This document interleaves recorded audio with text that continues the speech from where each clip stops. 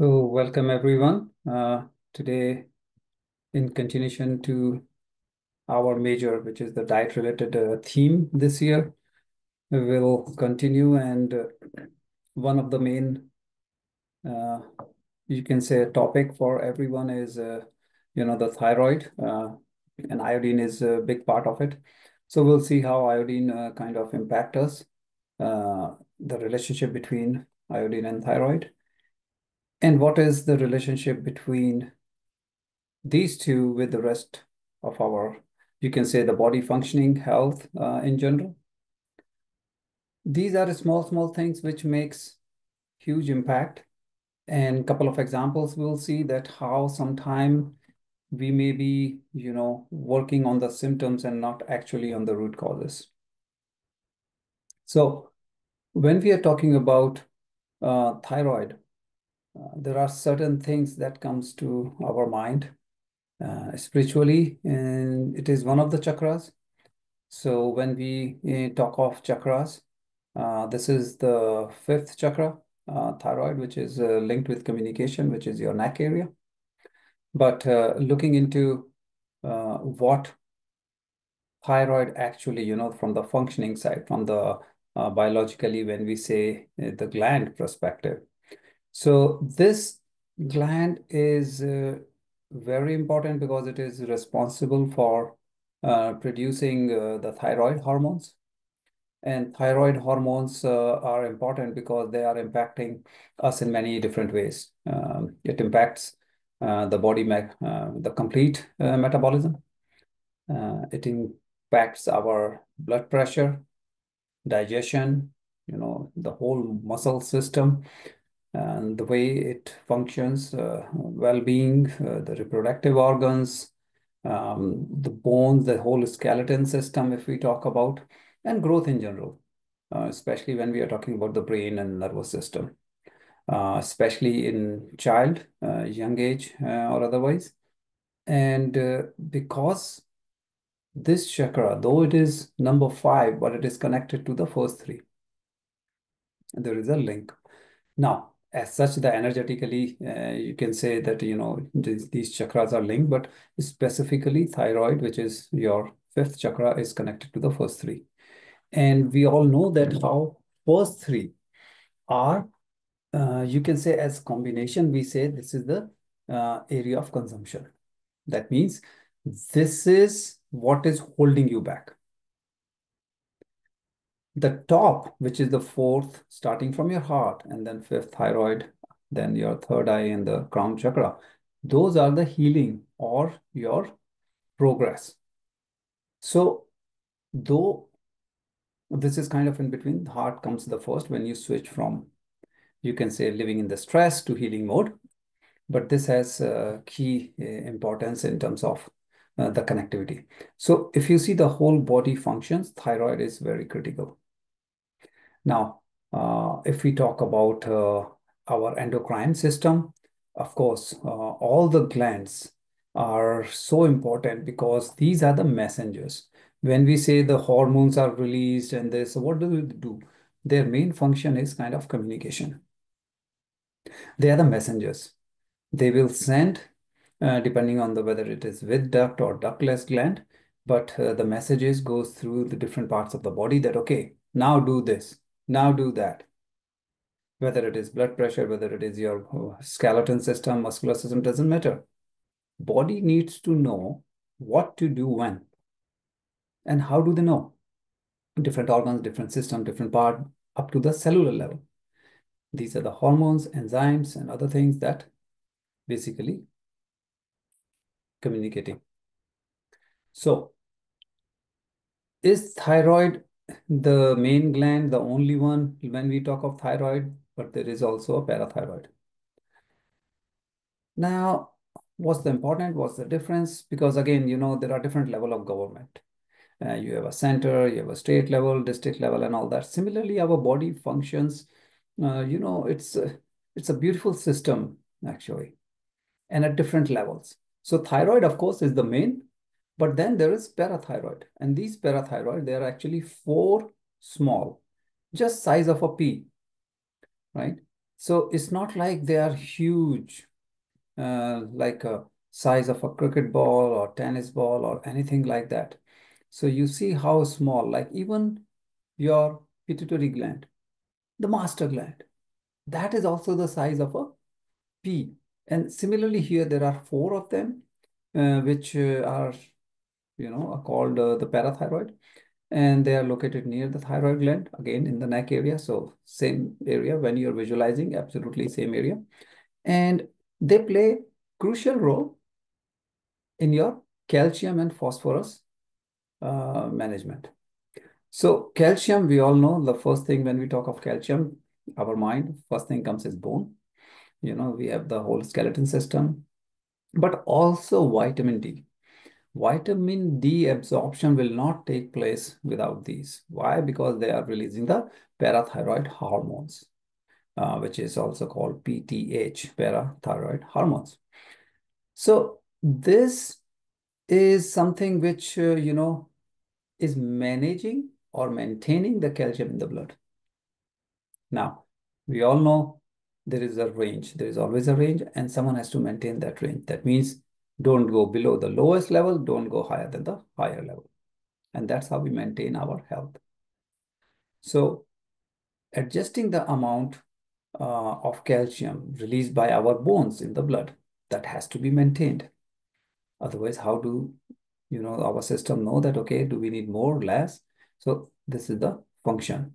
And also the amount of calcium to be removed by kidneys. Because again, if it is going over, something has to be removed. If it is under, something has to be pumped in. So the connectivity through, you can see the body, and then we go to kidney. And managing the amount that is removed means you are maintaining the level, you know what it is, right? The body knows what the level is. You don't need any blood test or scanning and all that. That's the beauty of the body.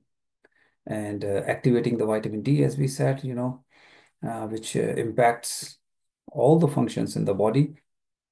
And calcium is important for our nervous system, muscular system. Again, bones for sure. It's producing heart and kidneys. So much is kind of riding on this area or this particular gland or gland and subgland kind of things as a combination. Now, when we do this in simple terms, what do we understand?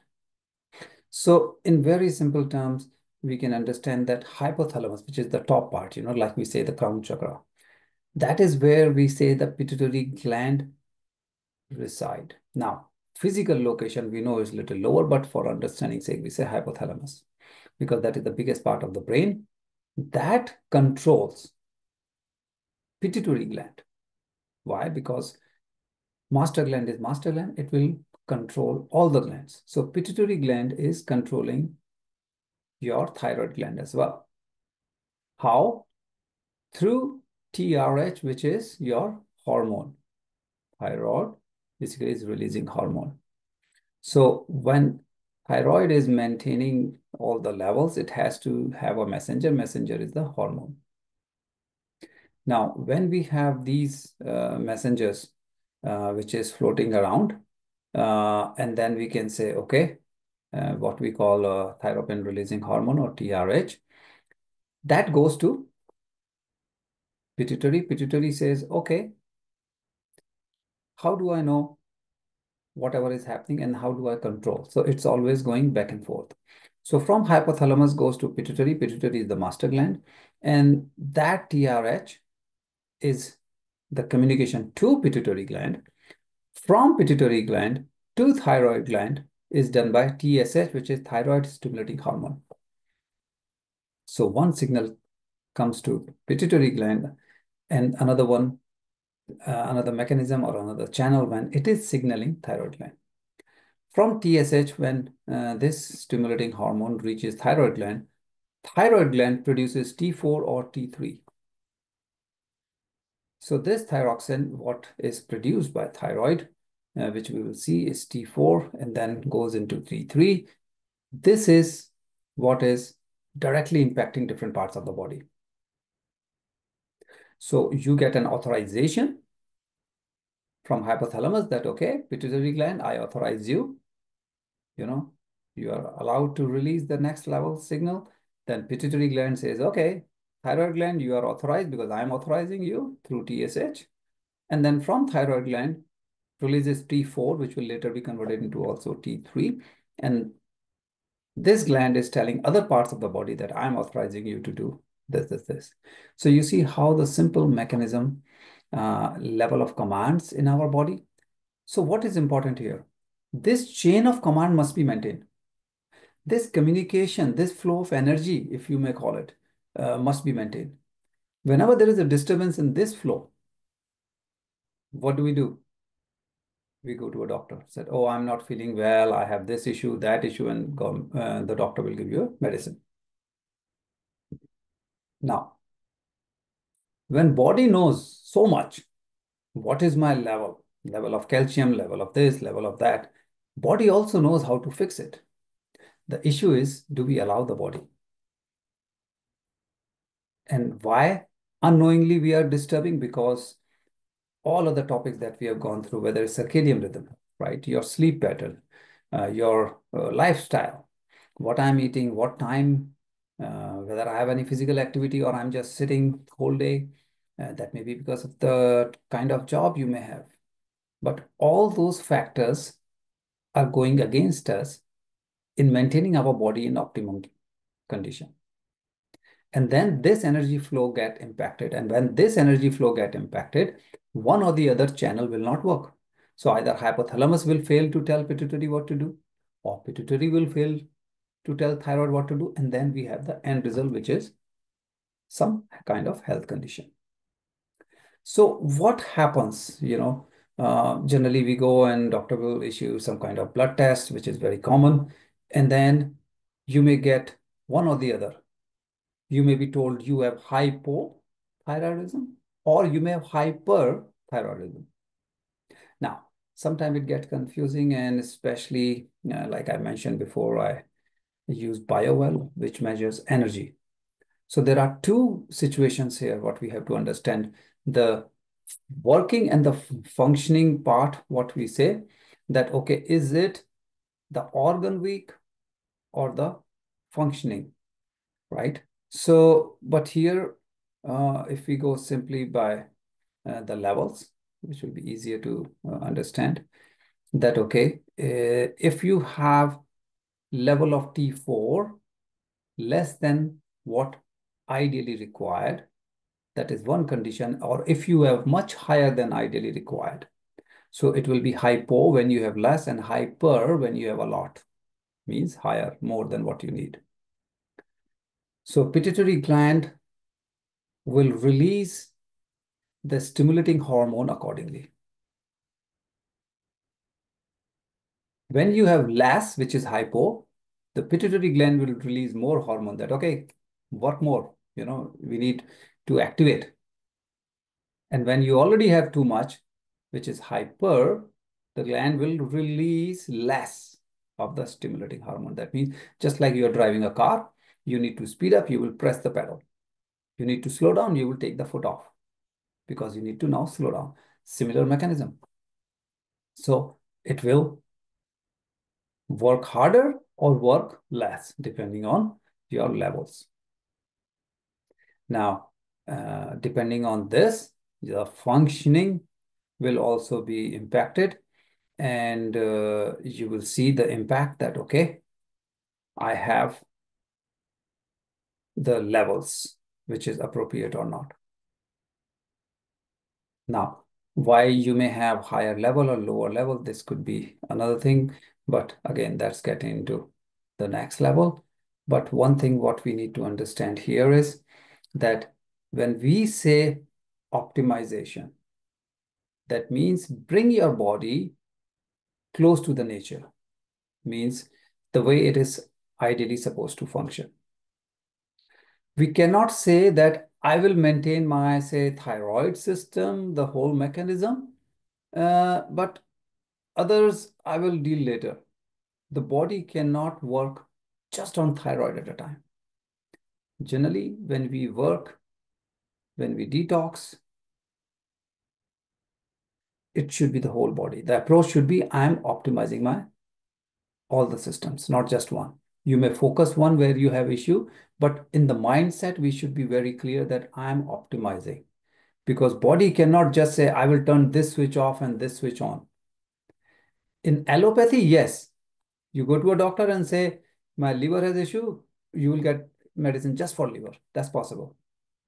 But when it comes to whether you call naturopathy, whether you call ideal, you know what you are supposed to be working on, you should work in your mindset, entire body. That will give you the best results. Affirmation, yes, when we do, we may be specific. Oh, my arm is paining. I may be thinking about my arm.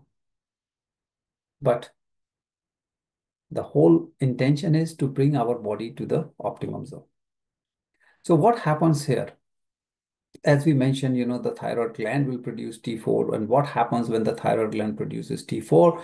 It gets to the bloodstream and then reaches each and every cell of the body where it's converted into T3. And this is where iodine comes into play. Now, there are receptors. Receptors, is like if suppose you have a lamp, you need to connect, you need light in the room, you will look for some electric outlet in your room where you will plug in. Similarly, in the body, there are receptors. And this is where each or different enzymes, different hormones, different chemicals, whatever the body is producing, they are going and impacting. So what happens here is the T4 will get into T3, and then this is where iodine comes into play. If there is no iodine, this mechanism will be impacted. If you have less iodine, this mechanism may not function properly. And then what we saw before that, this whole thyroid thing is impacting your blood pressure, your muscular system, skeleton system, all your reproduction, and all other systems will not function properly because this channel is broken or impacted, means functioning but not properly. So T4 get impacted, you may say, oh, I have low T4. It could be because of low iodine level. So low thyroid and heart diseases may be related. And then some people will say, oh, I have heart condition. You may be looking into that, okay, I need some medicine for my heart. But actual root cause is iodine. Of course, there are issues with your heart that could be just purely heart, nothing to do with iodine. All I'm mentioning here is that not everything is heart means heart, right? The root cause, where it is coming from. Yes, heart is impacted, but why? And the one possibility in some scenario is that it is because of low iodine. So what happens is when you have low thyroid, you have inflammation in the body. Body produces cholesterol as anti-inflammatory. So your cholesterol level will go up. So what will most of the time, people will think, oh, my cholesterol is high, I should get cholesterol medicine. But that's not the problem. Problem is somewhere else. Body is reacting to low iodine condition and it is producing, in this example, cholesterol as anti-inflammatory, and then you have to fix what is the real issue in this case, iodine. Some people are always cold, maybe low in iodine, low thyroid. They will always feel cold. Doesn't matter weather or whatever.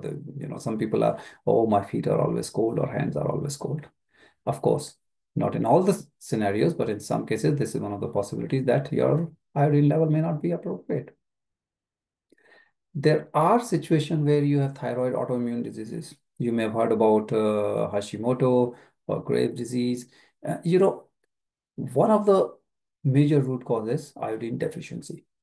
So again, iodine is critical, can impact us in different ways.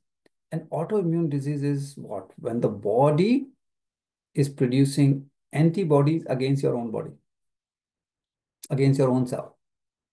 And that's really, of course, not good because autoimmune disease means your own system is fighting against its own. I mean, nothing could be worse than this. I don't want to say we have enough enemies, but from the body, from the system, from environment, toxin and all, we have enough things to deal with outside. The last thing you want is inside your body is fighting against yourself. And that's what autoimmune diseases do.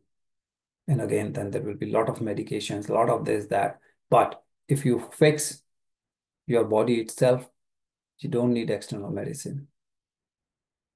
So what happens is conventional treatment, what do? They shut off your immune system because your immune system is against you. So they say, okay, shut it down. But you imagine what you are doing. You're shutting down your immune system. What does it mean? Now you are weak. Your immune system is not just for this, but for other things also. But first, to safeguard, they will shut it down. So you see, you are at a losing end because one way or the other you get impacted. Yes, at that time it may be what is best to be, you know, the changes to be done. But again, the point is, how can we avoid? Not that if you are in that situation to do or not to do. I'm not talking about that. What I'm saying is, why not we avoid this situation rather than getting into this situation? So what is iodine? If iodine, we say iodine is a chemical, it's a mineral, right? Found in some food. And this is in nature, of course. But there are some critical things that we need to understand. The body certainly needs thyroid hormone for proper functioning. And for that proper functioning, we do need iodine. Now, what happens is that this whole metabolism and other things you need. So proper level, and what happens even in pregnancy, proper the development of the baby's bone, brain is very important. Otherwise, when the baby is born, you may have certain impact on the low level of iodine on the baby. Sometimes you have those ADHD, ADD, or other kind of scenarios we find in the babies. So, what are the natural sources? Yes, there are some food, there are some, like curd, milk. There are some seafood related, or poultry, or, we have sources where it's available, but still there are issues that we do not get, or most of the people may not get enough iodine. So that's why it is added as a supplement in salt. So you will find that salt, most of the salts will say, iodized. What does iodized means? That it is added in the salt. Why? Because everybody consumes salt. And this way, this happened, long time back in US when there was a big issue of goiter. This was a disease when, the neck area was impacted. It was swollen like anything.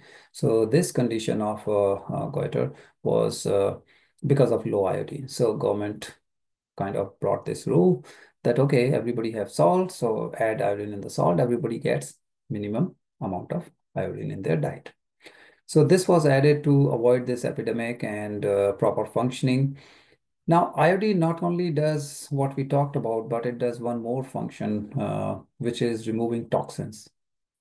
And toxins in terms of xenostrogens. And xenostrogens could be, again, we'll see in detail, but not only that, then there are other kind of, toxicity that iodine helps in removing from our body. And hence it became, a topic for discussion, and it is something important that we all should be at least aware of.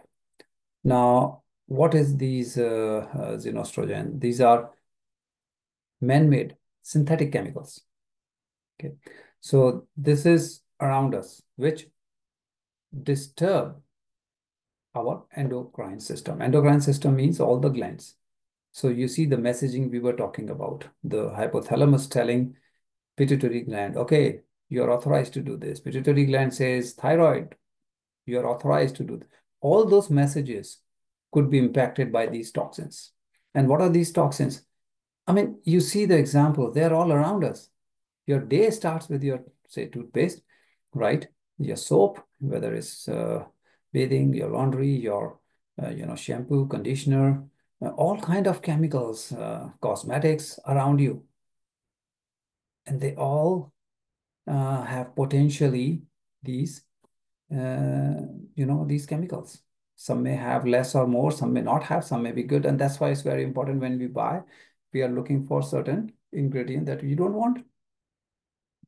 Why? Once they impact your endocrine system, it's impacting your different systems in your body, or it may impact more than one, all of them, but it is certainly impacting negatively. So there are two things. First, yeah, intake should be reduced. And second, whatever has gone in should be removed. That's what we call detox. So what happens here is because they are pesticides, plastic, industrial product that we cannot avoid. So first you reduce the exposure, choose the product wisely, but still there will be some, then those should be detox. And iodine helps in detoxing and such chemicals. So if you have iodine deficiency, like we talk about goiter, that's a health condition. You may have thyroid issue, pancreas, ovaries, prostate, breast cancer, urinary problem. You see, the list is long. And then we sometimes just focus on the problem, and then we say, let's take, medicine to fix this. Autoimmune system that we talked about, that's of course another major issue. But then problem may not be in these organs or system. Problem may be coming from iodine. So hence it is important to understand and then manage. So what happens when it comes to iodine? Iodine, we are not saying just, okay, here is iodine and that's it, because it is best to take as a holistic approach. And holistic approach means you can check your level, of course, because iodine, keeps the liver clean, and liver is the one of the most important organ when it comes to your detox, because it is keeping your blood clean. Of course, kidney is also there, which is keeping your fluid and other things. So you have to have at least be aware that, okay, my proper levels, my detox, or if it can impact this, if liver is not functioning, is iodine and factor there. Your water intake, vitamins, all those things, of course, you have to think about. But another thing here is that how are we checking the iodine level? So there is, spot test, there is a P test, there is a blood test, and sometime, yeah, there may be issues with the range and all that thing. But again, best is to talk to your doctor and then go over your choices and what is available depending on which country or which area you are in. But yeah, this combined, the holistic treatment works really better. Along with this, there is another toxicity which is called bromide. Now, bromide used to be a big problem, and many years ago. And now I mean, it's another chemical which before was used in medicine and all. Now, not so much, but there may be some cases. There may be, depending on item that you may have. So iodine helps in detoxing that as well. And there are different, um, you know, again, if you go by the list of chemicals like fluoride, chloride, bromide, these are the whole family. And iodine helps in basically removing them from the body.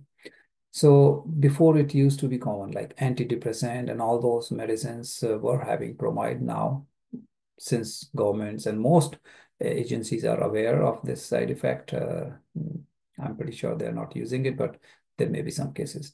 But the point here is, okay, the iodine is also helping you in those detoxifications.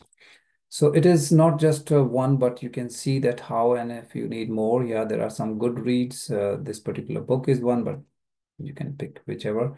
But understanding iodine, because this is considered, even if we are aware that iodine is in the salt, we just think, okay, is there, end of the story. Sometimes it's neglected, right? We don't understand the full impact or the value of that particular thing in our whole system as a holistic thing. So what is to be done? Because you see, stress, inflammation, all those things are so common nowadays. So physical exercise, meditation, I mean, we are all talking about meditation, but you see different ways meditation is helping you. It will help you in balancing your stress level, means reducing it. And there are different ways you can help the thyroid situation, whether it's acupressure, acupuncture. And if you have vata pitta imbalance, avoid it, so that it helps your the whole thyroid system. In any case, your three dosha, which is vata pitta kapha, if there is an imbalance, it should be uh, you know, fixed ASAP kind of, because that is the fundamental. Again, as we said, the whole body functioning gets impacted. And once the imbalance is there, we have no idea what is brewing inside. And sooner or later, when the symptoms comes in our physical body, then we realize, oh my God, I have this health issue or medical condition. And then we start reacting. So why not proactively? We first become aware. Second, change our lifestyle, including foods, including the whole regime, whether it's exercise, walking, jogging, whatever you like. Brisk walk is what I highly recommend. To me, that is one of the best way. But if some people wants to go to gym, jogging, whatever works for you, but some physical activity is really needed. Not too much, because that goes also against you. However, once you are looking holistically, that means the balancing approach, you will see that, okay, not only your thyroid, again, as a combination, because thyroid works with iodine. So have a look at your salt. Some salt are not iodized. So have a look what you are using. Some people say, no, no, no, I don't want iodine. I'm just using, regular or without iodine salt. Okay.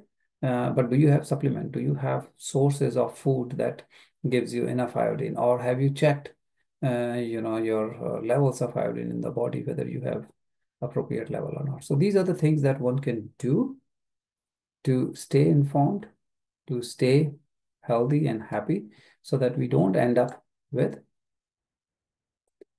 situation where we get into this